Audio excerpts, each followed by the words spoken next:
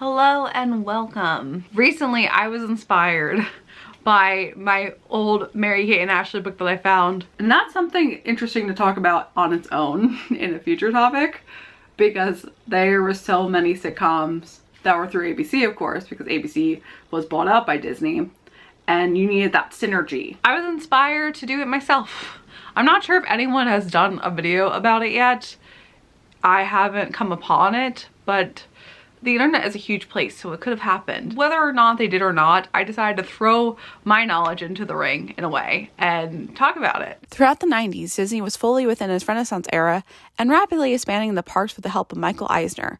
By 1994, they just opened up their third theme park, MGM Studios, a brand new water park with Typhoon Lagoon, a good selection of new rides and attractions, and more resorts for everyone to stay at. And that was only 4 years within the decade, with so many more ideas and plans on the way.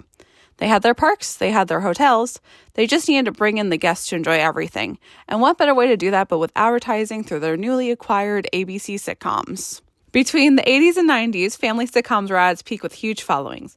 The perfect type of entertainment the whole family could all gather around and enjoy together. Most shows airing got around 15 million watchers per week.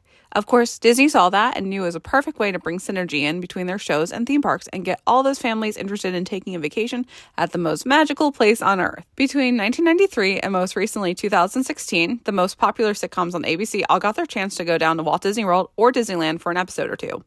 Not all the shows will be covered, though, through this episode, but that's because there's plenty enough to talk about without it already becoming a 2-hour video. First up is Full House, the one that inspired this entire video topic. To give a quick dynamic for each show in case you're not familiar, Full House centered around a mixed family. The main plot bringing everyone together started with Danny, a morning talk show host and dad who lost his wife a few years ago and needed help raising his 3 daughters, DJ, Stephanie, and Michelle. Joey and Jesse, who came in to help Danny. Jesse's a musician and Joey's a comedian, and they end up working together a lot later in the seasons. Jesse got married to Becky, who worked with Danny as his co-host, and they had 2 twin sons together, Nikki and Alex. And of course, every sitcom in the 90s had a reoccurring neighbor and some friends. Those spots were filled by Kimmy, DJ's best friend and annoying neighbor to the family, and in this episode, Steve, who's DJ's boyfriend. So our plot starts that Jesse gets to go and perform at Walt Disney World with part of his band, Jesse at the Rippers. At this point, especially in the sitcom, Jesse is a successful musician. He has his band, Jesse and the Rippers, so it makes sense naturally for him to be able to get presented this opportunity like this. Of course, since he's going, Joey also is able to tag along and go with him, so they have their own radio show that they do on the side. They're able to do it in Walt Disney World. And that's how the plot all falls together. Danny finds out everyone is going and the timing lines up perfectly where the kids are off from school, so all of the Fuller family gets to go to Disney World. And of course, Jesse's upset about it because he was looking forward to being able to have some quality family time with Aunt Becky and the twins. And of course, that doesn't happen. The great thing about it is looking back in retrospect, you get to see how obvious the cross promotion is. That they get to go down, and of course they're staying at Grand Floridian, which obviously I would love to stay at Grand Floridian still one day. But of course they're rich, so they have that money to stay there. All right, Jesse, Nikki, Alex, Becky, Kimmy, DJ, Joey, Steph, Michelle. Oh, wait a minute, where's Macaulay Culkin? Just a little joke there. As soon as they're walking out, they stumble upon Donald and Goofy. Hi, Donald. Hi, Goofy. I'm Michelle Tanner. Maybe later we can have a tea party. First obvious thing that would not happen in real life. I do love the itineraries that Danny printed out for everyone, which everyone throws away right away, but you know what? I appreciate a good plan, so I appreciate that, Danny. I'm here for you. All right, here we go. Follow me. Zippity-doo-dah, zippity-yay. From that point on, there's about 5 different subplots going on between the 2 episodes. Danny has a girlfriend, Vicky, who he keeps trying to propose to while on vacation, but keeps getting interrupted in various ways. Also, I've never seen the Germany Pavilion that empty, and also, I would love to have a little bird land and let me be a little princess as well.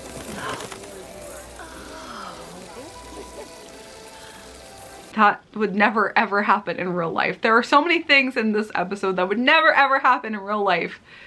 Even if it took place 30 years ago at this point. It wouldn't happen then, it wouldn't happen now.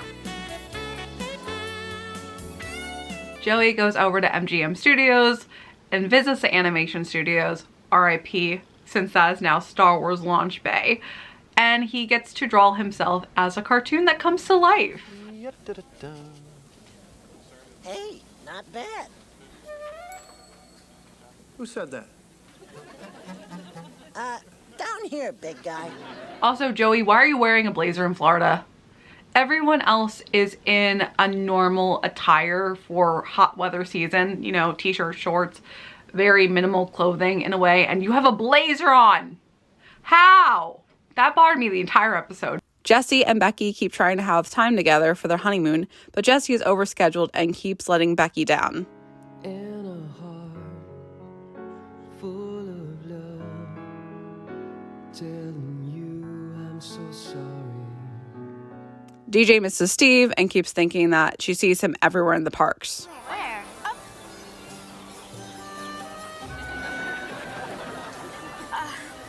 In San Francisco. And it's awesome because, of course, they had him portray as Aladdin when he actually voiced Aladdin in real life. So I love that little Easter egg reference. He gets to be Indiana Jones and all these different characters, Prince Charming, everyone. So that must have been so much fun to do and film. Stephanie is dealing with Michelle getting away with everything due to her being the youngest and understandably is upset about it. Once they get into the park, there's a Prince or Princess of the Day contest going on. Fine. Go ahead, Michelle. You get your way again. Thank you. Stephanie gets shipped and Michelle gets her way again and turns into a very bossy Princess of the Day.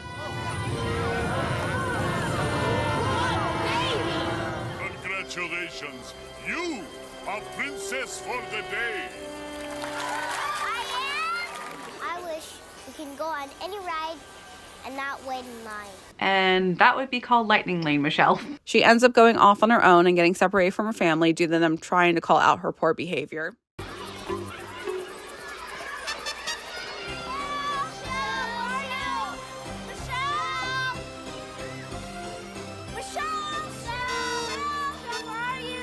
And of course, during this time when it first aired, people had to wait an entire week for this. They couldn't just watch it right away. It wasn't a two-parter back-to-back. It was episode 1 and then wait a week and then the conclusion. So just remember that that was much more suspenseful back then. Part 2 starts and we find Michelle dancing in Adventureland.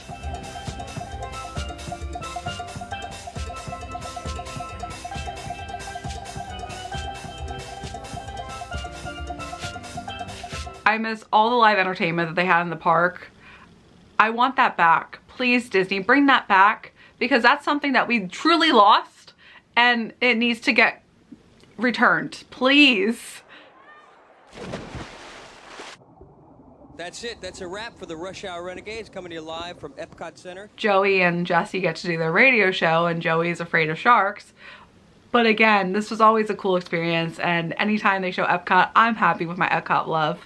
Especially because it was still the living seas at this point and it's awesome to see how that was used. How long is this day? How long was this one day? Because they went to all different of the 3 parks at this point because Animal Kingdom did not exist then. They covered Epcot, they covered MGM Studios, they covered Magic Kingdom.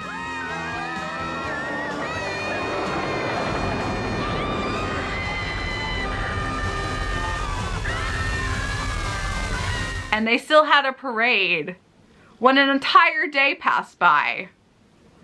That bothered me so much that they didn't split it up within the couple days. It was only one day. And they covered an entire week's vacation worth of activities within these 2-part episodes. I have a special surprise. Because Michelle was such an unselfish princess, your whole family can ride in the parade. I should also make note that not only are they in a parade, which at the time was a surprise celebration parade, but they also had time prior to see Aladdin's Royal Caravan in MGM Studios. Oh yeah, I forgot to talk about Steve. He ends up coming in real life to the Grand Floridian. How much money do these people have that he, as a high school student at this point, is just like, oh, I'm gonna take a trip for the weekend, fly over to Disney World from California and see my girlfriend and stay at the same place he's staying at, the Grand Floridian. How could they afford this? They get to end the day where Jessie and the Rippers gets to play on the Magic Kingdom stage. Ladies and gentlemen, Jessie and the Rippers!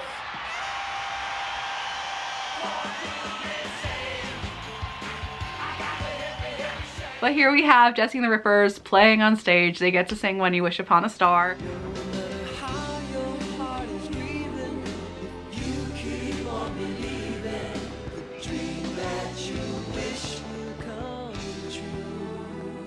Which I know John Stamos was probably thriving at since he's a huge Disney fan and Disney adult as well. So I respect that he got to live that dream out. That must have been amazing. I'm honestly so sad that they don't incorporate the characters into the tapings now, because that would be something that'd be amazing. I know that they're all separated, but I do love this element that it was in this show, that while Jessie and the Rippers is performing on stage, they have all the characters spread out just watching as well. That would have been such an amazing experience, but I know now it would probably be a major security issue. But if they're doing it during a taping, obviously the crowd knows that they're here for a performance. So I feel like it could be logistically done. Once again, how much money did they have?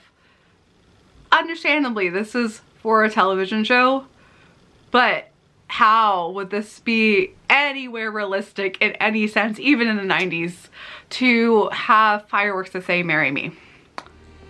Vicky, you know that thing I've been trying to ask you about all day? Yes.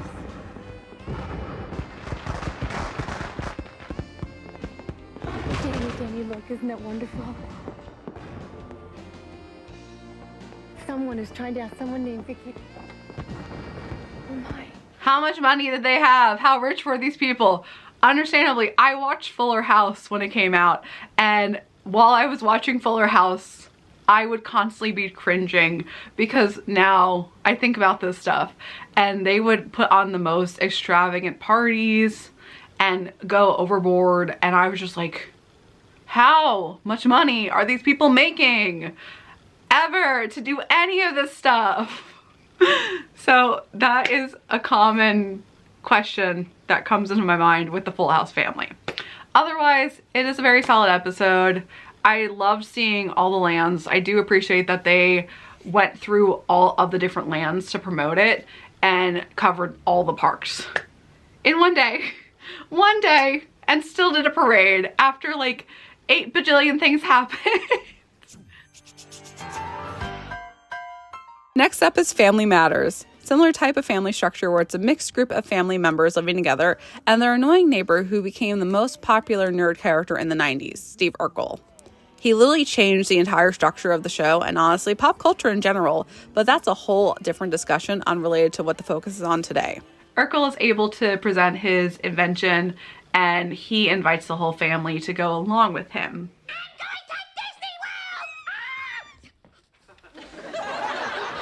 Brilliant. Love the plan, honestly. In the terms of the characters, it's very realistic for how they were able to get down there.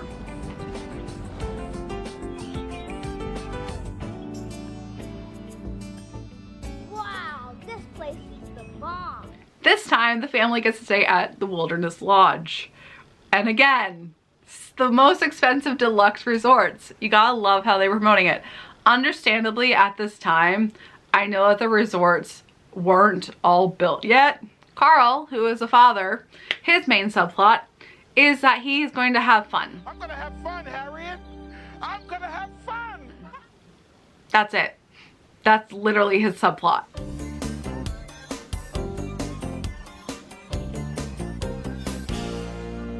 They get to go to Innovations.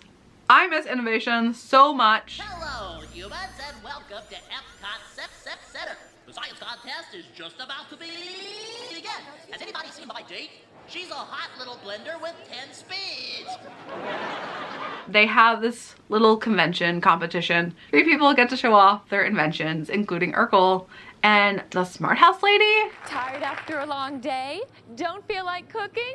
Who does? I know this was before Smart House, and obviously she is just embodying a traditional 50s housewife, but as soon as I saw her, I thought of this. Sorry, I can't do that, Nick. There's nothing to fear. Mama's here. But honestly, Smart House is one of the greatest Disney Channel original movies ever of all time, and I stand by that. There's a whole ongoing plot in the series where Urkel has a crush on Laura, but she's repulsed by him. However, because his invention changes his DNA and turns him into Stefan, Laura adores Stefan, and they have a small relationship going on. Laura decides to break the machine so she can keep Stefan around longer. Laura Winslow, you are the sun, the rain, and the wind that flowers my soul. Will you marry me? So we have marriage proposal number 2 of the series so far. 1 in Full House, 1 in Family Matters. If I had a nickel for every time I was doomed by marriage proposal. Have 2 nickels, which isn't a lot, but it's weird that it happened twice. I feel like this one is a lot more realistic for the most part, even though there are still elements of it that it's so annoying to me because it would never happen. And I understand that Disney's all about love and fun and being your inner child, but I think that what makes me more upset about it because it would never happen, and so therefore I can't even imagine it happening to me. There's also this separate subplot that's completely unrelated to the Disney World advertising happening. One of the sons, Eddie, and his best friend Waldo decide to drive down to Florida from Chicago instead of flying, and everything goes awry. They go the wrong way. They pick up a hitchhiker who steals all their stuff, and they finally make it to the hotel as soon as everyone's leaving. There was a lot less to cover compared to Full House, but I do appreciate the direction. It was fun, and I still love how Carl's only plot was to have fun. That was it. That's it. But that's what you do when you're in Disney. You have fun. Next up on our list as we continue onwards is Step by Step.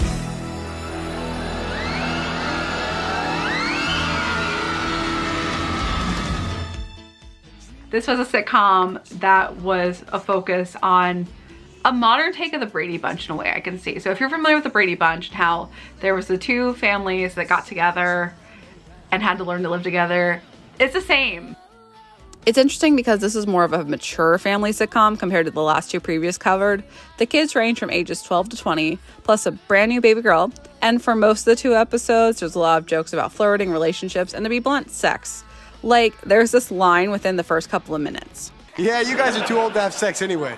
And don't get me wrong, this would not be a surprising thing for normal sitcoms, but since it's promoting Walt Disney World, it was a little unexpected. The way they get to Disney in this episode is that Grandma wants to come and just take them on a trip to Disney because she figured, I have the money, let me spend it on everyone. That's it. So it's very simplistic, but it's really nice. And it's very realistic. I appreciate that, you know, Grandma has money. She wants to treat the family. Once again, the 2 episodes are split up with mini subplots between the cast. They do not advertise where they're staying. They show a close-up of the building. Okay, everybody, we've got a big week ahead. But they do not have any specific advertising. So it was either Boardwalk or Beach Club. From the little bit that I saw, it was so hard to tell, but it was definitely within that area. And it was great because even when they're walking through, you get to see them walk in from the boat. I don't know if it was Grand Floridian either. It was, from that little scene, it was so difficult to tell. And I love being able to pick that out, but I still don't know 100% where they actually stayed. The main focus is between JT and his best friend Rich, played by the legendary Jason Morrison. It's so important to highlight him for a moment as well because he's done so much work with Disney throughout the years. He's the voice of Max Goof, Thackeray Binks in Hocus Pocus, Kovu in Lion King, Haku in Spirited Away. The list goes on immensely. He was on so many sitcoms in the 90s, including Full House, and even though he's not the most famous actor, he's still working everywhere and probably one of the most well-known cast members from the show outside of Patrick Duffy and Suzanne Summers. Hey, love the movie. I'm really surprised that they did not incorporate Max Goof in the parks or any type of Easter egg since it was already out by the time they filmed, like they did with Steve and Aladdin. Anyways, outside of the tangent, JT and Rich end up meeting 2 girls that they find attractive. Well, ladies, this just happens to be your lucky day because I happen to own Panetta's. And JT pretends that he's related to the Disney family to impress them, and they end up blowing all their apartment savings on them, causing a fight between the friends. When the girls want to go to a dining location, they mention that they want to go to the expensive place, which is called Panetta's Dining. And I looked this up because I have never heard of this restaurant ever, and I like to think that I am an expert on Disney World locations, even in history. And I looked it up and I couldn't find anything, but thankfully there were some message boards that they talked about it, also questioning where this location was. That was a really great lunch date too, but why did the waiter laugh when I called you Mr. Disney? So it was technically Portobello Yacht Club in Pleasure Island in downtown Disney Springs, but they covered it up to hide it, so it wasn't real advertising, which is very interesting because the last two shows really focused on advertising what was in Disney World, but this one especially made it a lot more subtle, especially because they did not show where they were staying at the hotel either. So I thought that was very unique. What also cracks me up is that Rich says he's going to go find money for bus fare and then head home. And when he runs into JT again, it's at a different theme park. The other important subplot happening was with their neighbor Flash Gordon. One more important note that I found out after doing some research, this guy was not a normal recurring character. He was only in 2 other episodes besides these Disney ones. So because I didn't remember much about this show, this wasn't on my radar, but no, apparently this random guy got more of a main subplot than some of the main cast members did. Flash Gordon's subplot was he wanted to break a world record. He wanted to be able to break this Russian guy's record that got to go and do everything at Disney, ride all the rides, shop at all the souvenir shops, eat all the food. And it was so over the top, so ridiculous that it was so much camp. And at this point, this was so over the top that you know it was just fun. And you're not expecting this to be anything realistic at all. So that's his subplot. And there comes to a point where he ends up wanting to see Indiana Jones. This little kid in line wants to see Indiana Jones. He saved it for last. And of course the show got delayed. So he volunteers to be Indiana Jones instead.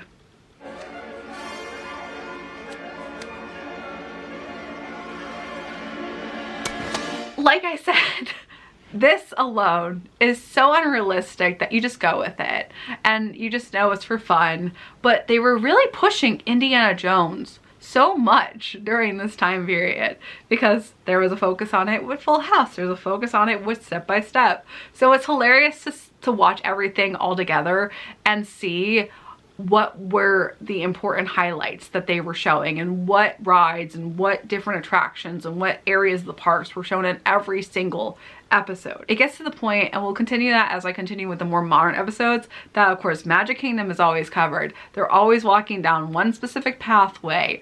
Every single episode features Splash Mountain. Every single sitcom used the same clips from Tower of Terror. That I just love noticing all that stuff because every single one used the same clips.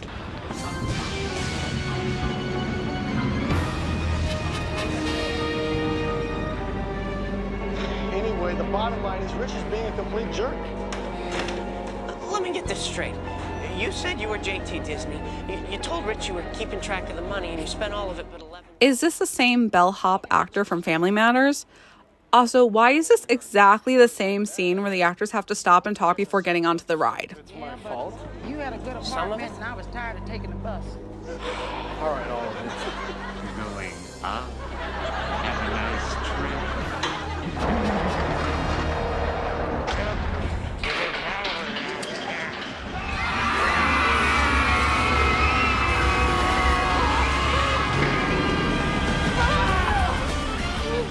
The girls' main mission is to go hunting for men. Again, very hormonal-focused, and their plot turns once they find out about a country music scholarship contest happening over at Pleasure Island. Country Music Talent Search. Winner receives a $500 college scholarship. And there was a lot of focus on Pleasure Island within this episode. That was one of the main locations that they did focus on. And the club that they were in was called the Neon Armadillo, which I do believe is the correct name for it. Girls with guitars, daddy's little angel. Girls with guitars, what's the world coming to? I'm still so sad I never got to experience Pleasure Island as an adult because that was a dream that just died and I never got to do, and it looked like it would have been so much fun. I gotta say, I really did enjoy watching the step-by-step episodes because for the most part, outside of that completely obnoxiously unrealistic subplot with Flash riding everything, If you eliminate that subplot, then this was the most realistic of the show so far. It was very grounded, it made a lot of sense, and it would be something that you would see any family do. So I give that a realistic charm to it, and I do enjoy it. Boy Meets World didn't have too much really going on with their Disney episode. The first difference was that this was only one episode compared to all the previous covered ones being 2 parts. This episode highly focuses on Epcot, which I love, but because of the fact that Topanga's on this environmental essay trip, it makes sense. There's a lot of focus on the living seas and everywhere in Epcot. I love seeing Epcot, so I was happy with this. But of course, because the living seas is the main point, because it's environmental, they get to spend some time with the dolphins.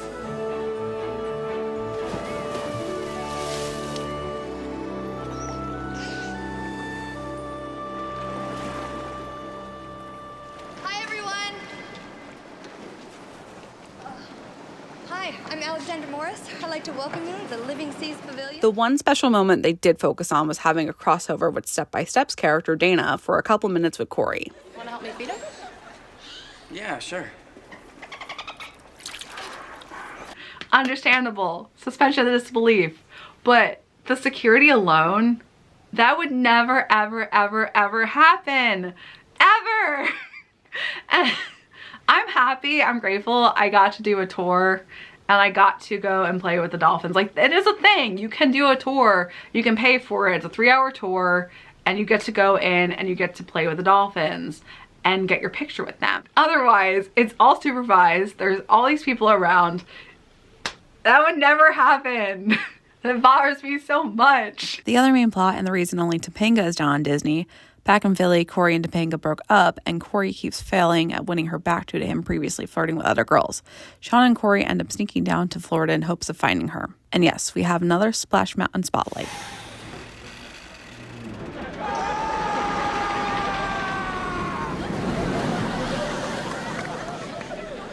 But that's basically the episode, so I really don't have that much to talk about it.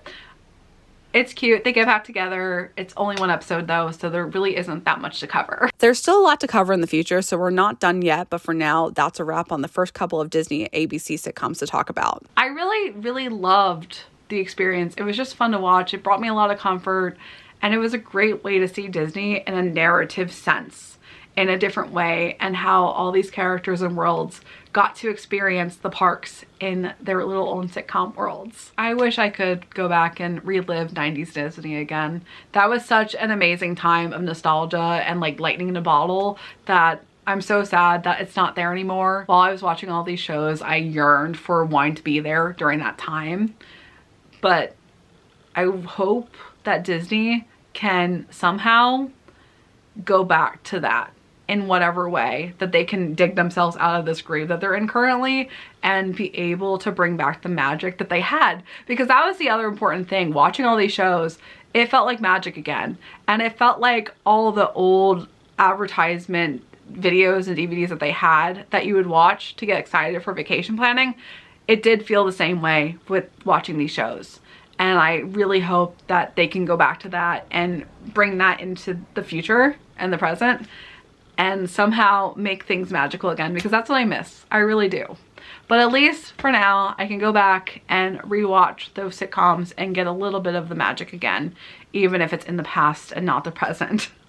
But I hope you enjoyed this crazy journey and discussion of when sitcoms went to Disney with me. And until then, I hope you have a magical day, and I will see you real soon.